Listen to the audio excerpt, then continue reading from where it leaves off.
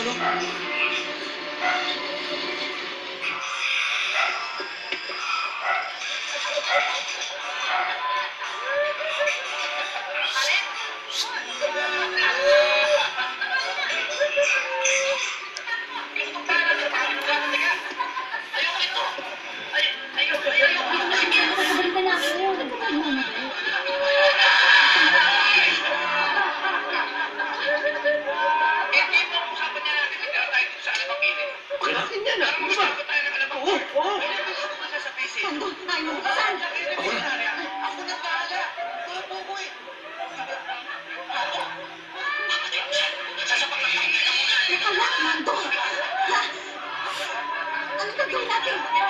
Ano tayo ibang malalabasan?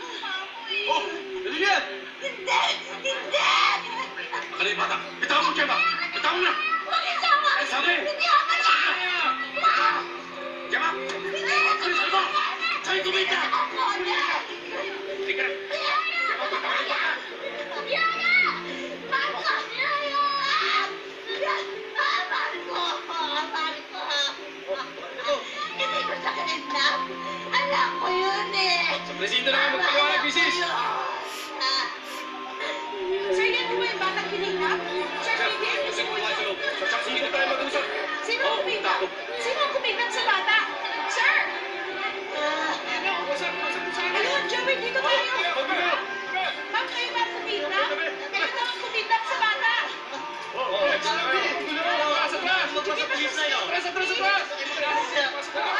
Anong motibo niyo para kidnapin yung bata? Sir, ano ba talaga yung nangyari? Sir, syempre yung Ma'am! Sir, presinto na ba siya sa atin? Excuse me? Ano nangyari? Kilala niyo yung bantang to? Excuse me? Sige, sa BBM News.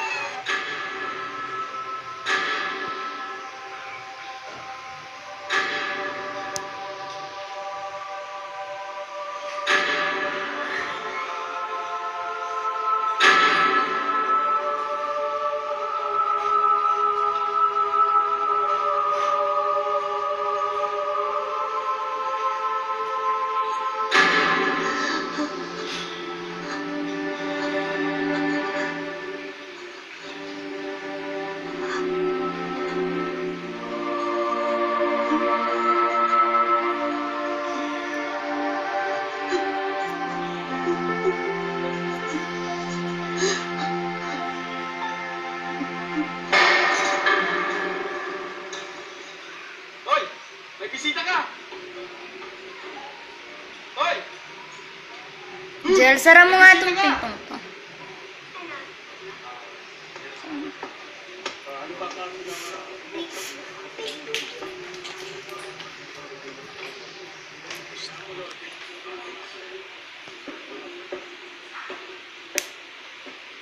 Ito na po, ma'am.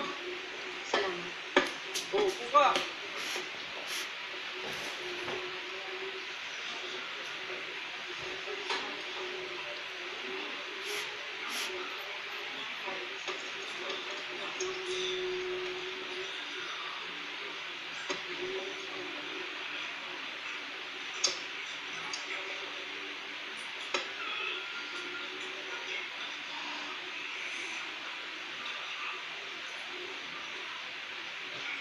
Bakit mo ginawa yun?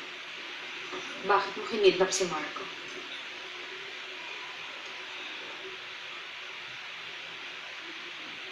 Pinagkatiwalaan kita. Pinatira kita sa bahay ko. Bakit, Malu? Kulang pa ba yung binabayad ko sa'yo? Hindi perang kailangan. Kinukuha ko anak ko. Sinong anak? Si Marco, anak ko. Hindi totoong anak siya ng kapatid ni Ito. Ako ang iba't na asawa ng asawa mo ngayon.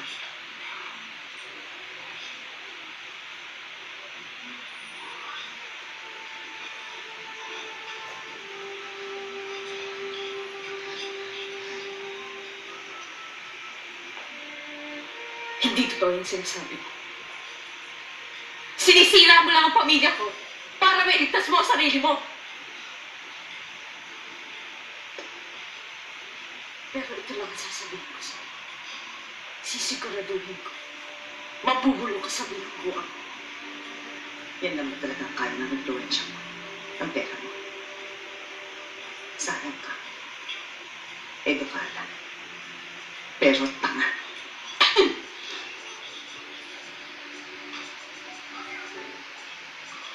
Nakakaawa ka. Umalis ka dahil hindi kita kailangan.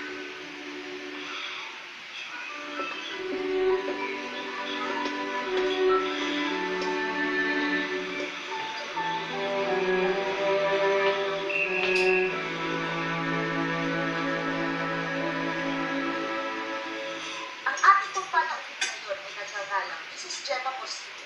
Siya po ay kinikilalang mali sa kanyang pinapasukan. Kinasuhan siya ng kidnapping ng kanyang amo kamakailan lang. Ayon kay Mrs. Morcilla, ang batang si Marco ay hindi niya kinidnap. Ito ay sarili niyang anak kay Ginoong Edwin Morcilla. Nasa ngayon ay may kinakasamang isang saksyonan. Ano sinasabi niya? Asawa niya si Sir? Nagkaso, Ay, sus, nagkasama si Edwin. Nagbibigay sa kanya ang kanyang anak ng makusan. Huwag lamang niya pasiwala na ito ay kanyang anak at siya ang unang asawa ni Mr. Morcilla. Huli na ang lahat ng malaman ni Mrs. na ang lahat ng ito ay panikong lamang upang siya ay patayin. Ngayon po ay may gustong iparating si Mrs. Morcilla sa kanyang anak na si Marco. Manang? Ay, Manang? patayin mo. Huwag.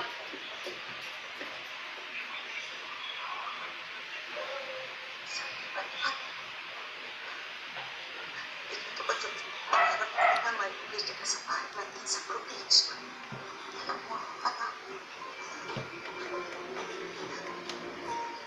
Gusto sana kitang alagaan. Ipadama ko naman sa iyo ang pagmamahal ko bilang nanay mo. Sinungaling. Gusto ko rin sana ipaliwanag sa iyo. Kung bakit ako nanganganak. Ano to? Gusto ko po. Ano to? Ma'am, picture po ni Mr. Edwin at ni Malu. Naiiwan po ni Malu sa ilalim ng unan niya. Ma'am, matagal na po namin alam. Ma'am, hindi na po namin sabi sa inyo. Kasi nagtakot po kami kay Sir. Sus Maria Jose, wala akong kaalam-alam.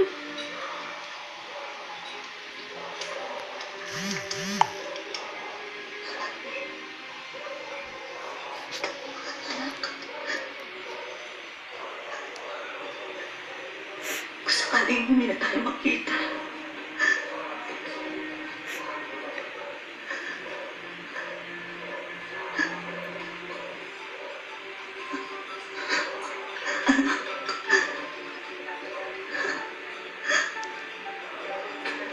meron kang pangarap na gusto mong maging piloto o di kaya doktor.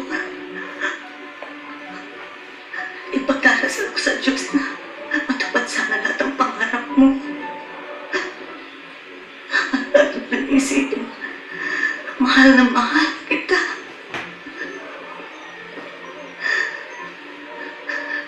Lahat ibibigay ko, pati ang buhay ko sa'yo.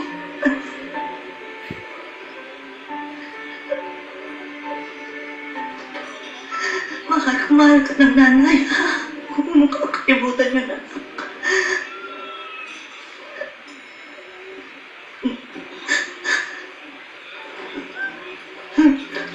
Ayoko ng away. Ayoko ng diskusyon. Ayoko na ng paliwanag. Ang gusto ko malaman mo. Alam ko na ang lahat. Cindy, pakinggan mo ako for the last time. Edwin, ang tagal ko nang nakikinig. Ang dali kong mapaniwala. Tama si Gemma.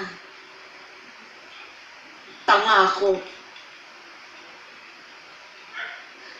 Pero alam mo, mas gago ka. Hindi mo nilinis ang kalat mo. Bistado ka na. Hindi mo ako pwedeng iwan. Hindi na ako natatakot sa'yo. Hindi na, Edwin. Ano? Gusto mo akong patayin? Ha?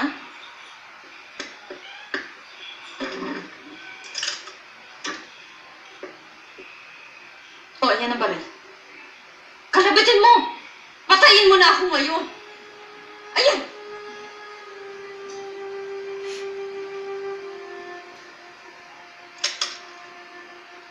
Hindi ka lang naman pala gago eh. Inutil ka pa. Edwin, bumalik ka na sa basurang pinanggalingan mo.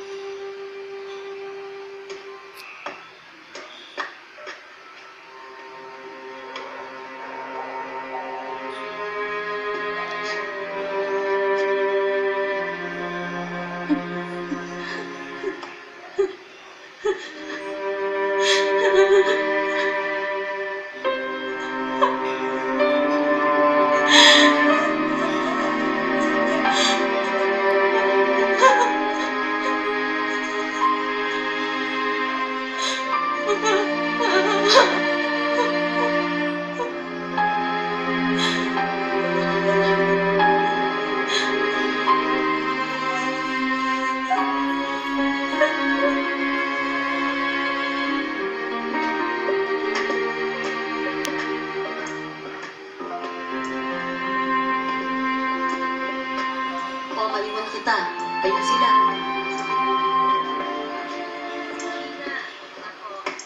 Marco, siya ang tunay mong mami. Si Yaya, Mama. Si Mama, Yaya.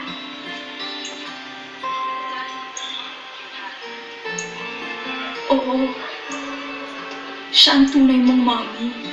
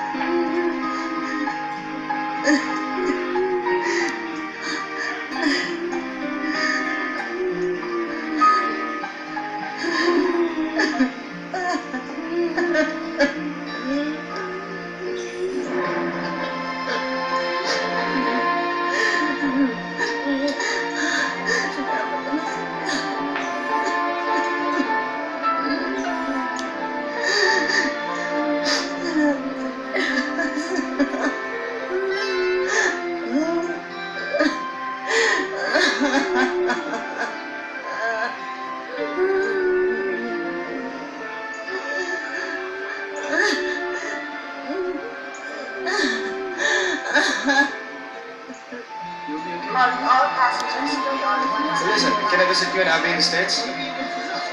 Wait, ha? Ano sa tingin mo, baby? Can you visit us? Ha? Pwede ba? O ikaw na daw bahala. Yes, my girl. Okay, thanks. Okay. Bye. I'll keep in touch. Bye.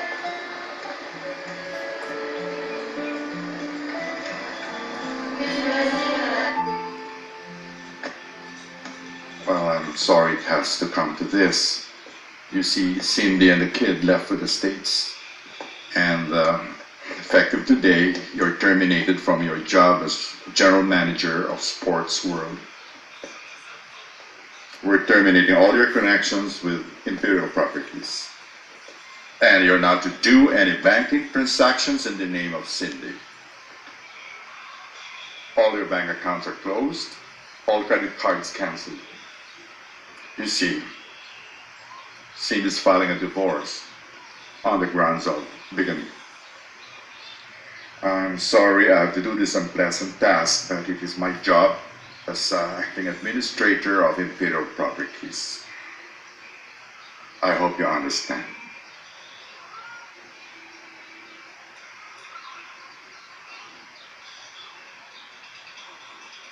Pakihatid mo na lang siya. Opo, sir.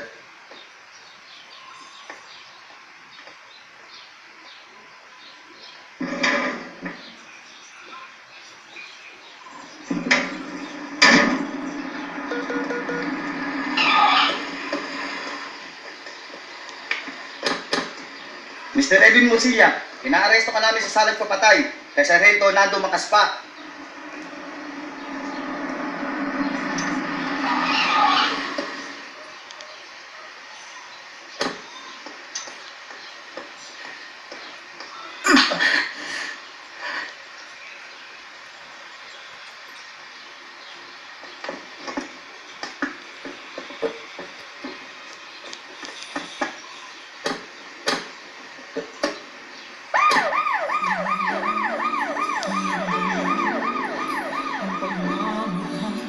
Ay di na kailangan pang dalawang puso'y magkasama. Kung wala ang lamis sa hangganan, Maraming salamat, Nando. hayaan ng puso ay Hindi kita maliiwatan.